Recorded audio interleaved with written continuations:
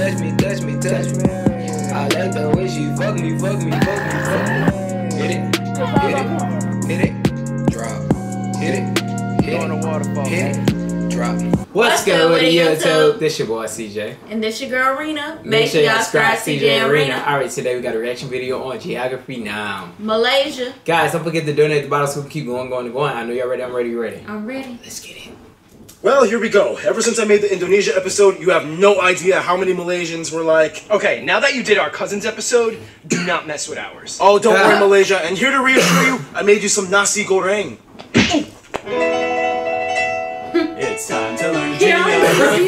Nah! Hey everybody, I'm your host Barbs. How refreshing! We are back in Southeast Asia, and today, after Brunei, East Timor, Indonesia, we are doing the last country in the Nusantara archipelago, Malaysia. Ahem. Oh, sorry, didn't see you there, Singapore. You're so small. So what do the Malaysians bring to the table that the others don't? Well, let's find out in the first segment. Cue transition.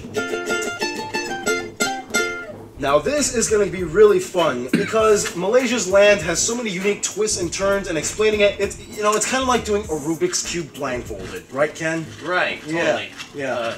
You got it? I don't know, did I? You got it? Cool. Can I have my lunch break now? Oh, Ken, you know I don't speak Tagalog. Back to the point.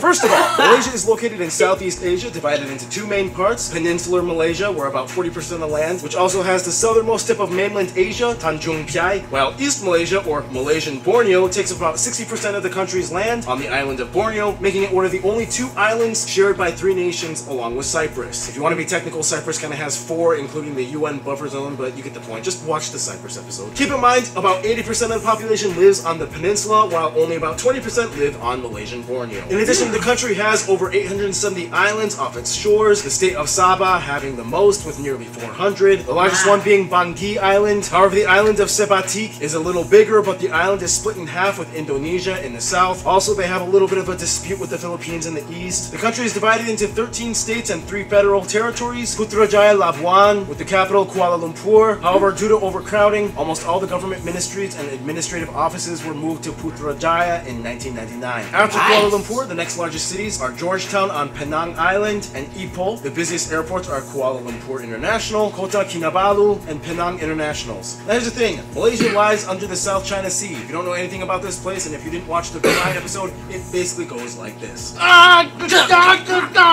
Basically, every country in this area wants a piece of these things called the Spratly Islands. Today, Malaysia has claim to about 11 of them, and the most notable one being Layang, which they built an airbase on. Now, you might notice that it's interesting how these two small entities, Singapore and Brunei, got mixed up into this whole region. Well, when it came to Brunei, it kind of went down like this. Welcome to the Malaysia Agreement. Sultans, please sign the paper saying you'd like to be part of Malaysia. Wait, I'd have to give up that? And I'd have to lose control of what? Oh, hell no! As for Singapore, it was more like, hey Malaysia, we just got free from British rule. Let's join up. Make sense? Yeah, we are now one country.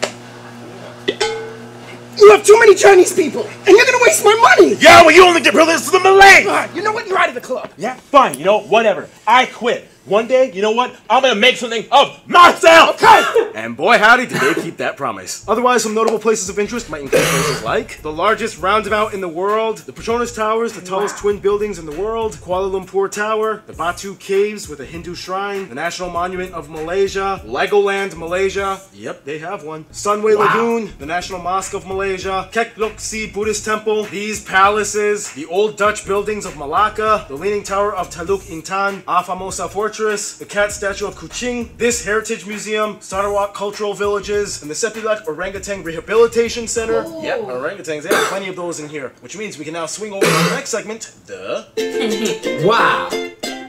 When it comes to Malaysia's land, they got kind of lucky because not only is it like rich and beautiful, but unlike their neighbors, you don't really have to deal with any crazy catastrophes. First of all, Malaysia rests comfortably on the bottom of the Eurasian plate, literally shielded on all sides, mostly by Indonesia and the Philippines. This means that if any earthquakes occur, Indonesia usually absorbs all of it. If cyclones and tropical storms attack, the Philippines and Indonesia take a hit, and if a volcano erupts, they don't have to worry because they don't really have any volcanoes, and it's probably happening in Indonesia. Thanks, Indonesia. Now when it comes to nature, even though the largest lake, the Kinyer Reservoir, lies on the west peninsular Malaysia side, the eastern Malaysia Borneo side has all the extremes. They have the highest mountain, Mount Kinabalu, the longest river, the Rajang, and a lot more animals. In fact, Malaysia is one of the most biodiverse countries in the world. They have 14,500 species of flowering plants and trees, over 600 bird species, over 200 species of mammals. Speaking of which, peninsular Malaysia is home to the most black panthers in the world. Insert Wakanda joke, I don't have time. Speaking of that, the national animal is the Malaysian tiger, which is also featured on the coat of arms, which we will cover in Flag Fridays. Otherwise, they have elephants, rhinos, orangutans, and they even have their own version of tapirs like the ones in South America. Wow. And that creepy looking proboscis monkey. Many of these species you can find in one of the oldest rainforests in the world, over 3 times older than the Amazon, Taman Negara. Malaysia is also a land of caves. In fact, they have the largest chamber in the world that can be found in Sarawak. Otherwise, Malaysia is known for producing electronics, palm oil, petroleum, gas, and rubber. They're actually the second largest palm oil producer in the world and the largest condom maker, just saying. They even have their own national car company, Proton, making Malaysia the 11th country in the world with the capability to fully design and engineer and manufacture cars. Otherwise, some national dishes might include things like nasi kandar, nasi dadang, nasi kerabu, chicken percik, mangosteen and durian are treasured fruits, and the national dish, nasi lemak. Oh, and if you have the chance, see if you can witness the famous tarik tea shows. The servers pour out tea sometimes over 1 meter in length. It's almost seen as like an art form. Okay, I think that's just about it for now in this segment. Let's talk about the coolest part of Malaysia, the Malaysians.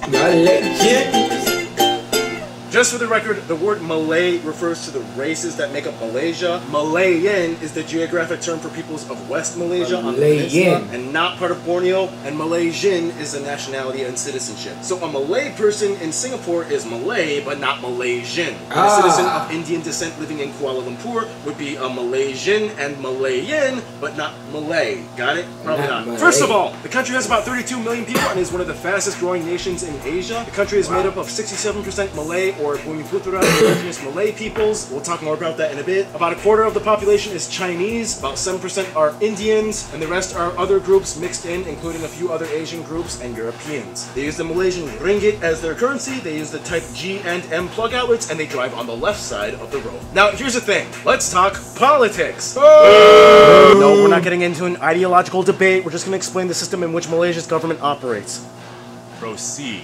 Malaysia is one of the few monarchies in the world. However, it's not a monarchy in the conventional sense because they kind of have 9 kings-ish. These 9 states each have a royal leader known as a sultan, and every 5 years they rotate to allow one of the 9 sultans to rule as head king, known as the Yang Di Petuang Agong. That means that technically, if you were a boy and your dad just finished being king for his 5-year term, you could be the next one, but you would have to wait at least 40 years for it to happen. You know, since 8 other kings would have to be king before you. Yeah, I know, it's like, oh, what the? There's a lot more that goes into it, but that's kind of like the basic underline. They are the only country that does this. I mean, the closest thing would be maybe the Comoros with that rotating president, but it's nowhere near as complex as this. Nonetheless, the royals are held under a constitution that limits their power mostly to cultural and religious affairs, as well as appointing certain leaders and so on. Most of the government activity is held and controlled by the Prime Minister and the Parliament. Which brings us to the most recent controversy, the 2018 election. This effectively changed everything, as for the first time since 1957, the PN party was voted out and the new PKR party took over.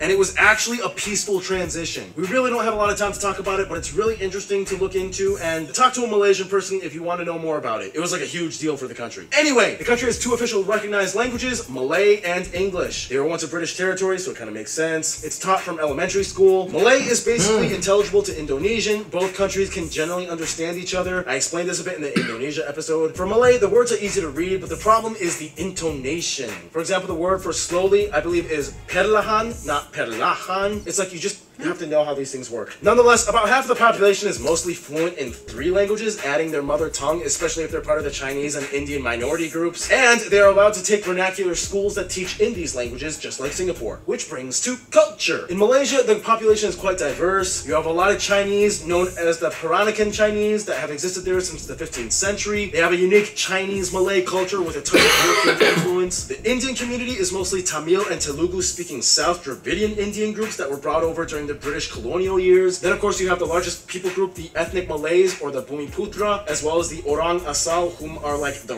really indigenous ethnic Malays that make up the majority of the population in East Malaysia on Borneo. Sometimes these two people groups are collectively joined together under the term Malay, although some might disagree. But either way, these two groups kind of steer the direction in terms of what constitutes Malay culture. Oh, and don't even get started on the Bajau people that live on these structures in the middle of the ocean for most of their lives, and they've adapted to hold their breath for like 15 minutes underwater. Yeah, those people are cool. Another thing I really want to highlight is that sometimes Indonesians do kind of accuse Malaysians of stealing their culture because a lot of Malaysians are descended from Sumatra. Faith-wise, Malaysia is also quite diverse. Although the country's official religion is Islam, it's a multi-confessional nation. Buddhists are mostly from the Chinese community, Hindus for the Indians, Christians from all races. Numerous temples, mosques, and shrines and churches are found all over. Malay culture is defined by a number of aspects. For one, the clothing. Remember a couple months ago that guy from Malaysia, Kamarul, sent me the Malay hat, the Tenggolok? So I forgot to bring this on set when we were filming, but I still have the hat and I love it, and I told you I would wear it in the episode. So here I am, I'm wearing it in the Malaysia episode. Thank you so much, man. I asked some of you guys, the Malaysian geographies, what you would like me to highlight in terms of Malay culture, and some things you said included things like the performing arts such as joget dancing and makyong theater, traditional shadow puppetry, silat martial arts, songket weaving, the traditional steep roof and sharp buttress architecture, gamelan music. Speaking of which, history time. We don't have enough time to go too far into it, but in the quickest way I can put it, Hindu kingdoms, Buddhist kingdoms, Islamic Sultanate, Portuguese came in, Dutch came in, British came in and made the White Raja period, which made things interesting. World War II, Japanese came in, British came in again, independence. Okay, very quickly just to cut, this is the part where I totally forgot to mention all the cool stuff that happened in the 60s. It's how they got those two states in Borneo. We'll explain more on Flag/Fan Friday, so stay tuned. Economic restructuring and industry boom, 2018 vote for the new prime minister, and here we are today. Alright, some notable people that you guys, the Malaysian geography, suggested that I should mention in this video might include people like Siti Nurhaliza, Lat, the cartoonist, Sheikh Muzaffar Shukor, P. Ramli, Ziavi, Hang Tua, Enrique of Malacca, Michelle Yeoh, Tony Fernandez, Air Asia owner, designer Jimmy Choo, Melinda Louie, singer Yuna, director James Wan, Dr. Mahathir Mohamad, Nicole Ann David, Lee Chong Wei, Henry Golding, and the first prime minister, Tunku Abdul Rahman. I'm sure there's way more famous people I could have mentioned, but we gotta move on. Time to go to the last part of this episode,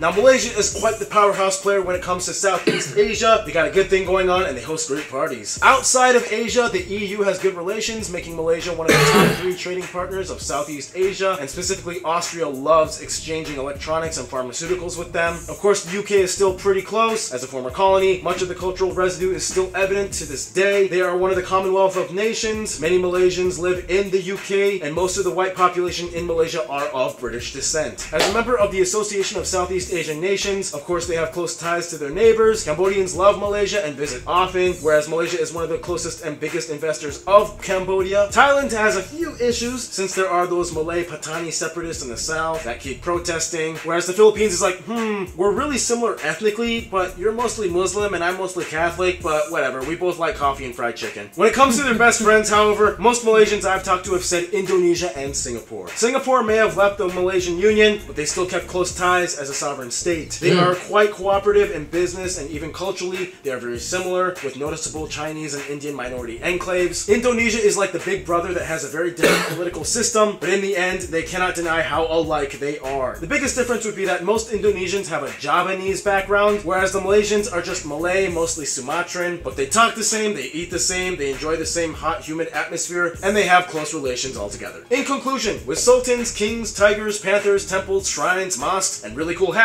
it's no wonder why Malaysia is becoming a hot spot that everyone's talking about today. Stay tuned, the Maldives is coming up next. That was really nice. That was nice. I think the most nice thing that they really have some nice stuff down there that actually makes it seem like why some of this stuff is not down here, unless it's somewhere that we don't know. They got Legos down there. I'm like, what the?